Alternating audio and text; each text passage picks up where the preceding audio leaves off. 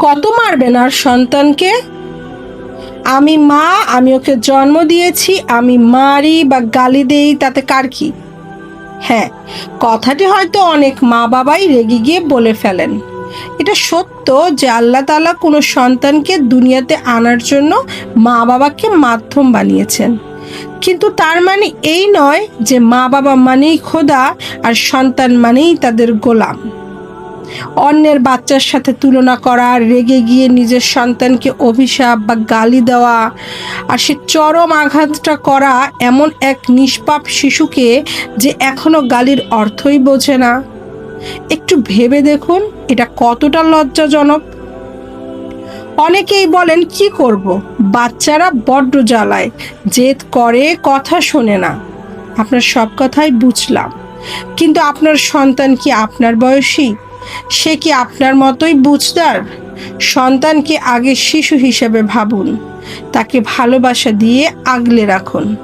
ভুল করলে বুঝিয়ে বলুন, সাময়িক অভিমান প্রকাশ করুন, তার সাথে কথা বলা বন্ধ করে দিন, তাকে অন্যভাবে বুঝিয়ে দেখুন, কিন্তু মারধর, গালিগালাজ বা ঘৃণা প্রকাশ করবেন না। আল্লাহর ওয়াস্তে একটু ভয় করুন। এটা আমাদের প্রিয় নবী সাল্লাল্লাহু আলাইহি ওয়াসাল্লামের আদর্শ নয়। হাদিসে এসেছে হযরত উম্মে সুলাইম রাদিয়াল্লাহু তাআলা আনহু তার 10 বছরের সন্তান হযরত আনাস বিন মালিক রাদিয়াল্লাহু তাআলা আনহুকে রাসূল সাল্লাল্লাহু আলাইহি ওয়াসাল্লামের খেদমতে সঁপে দিয়েছিলেন।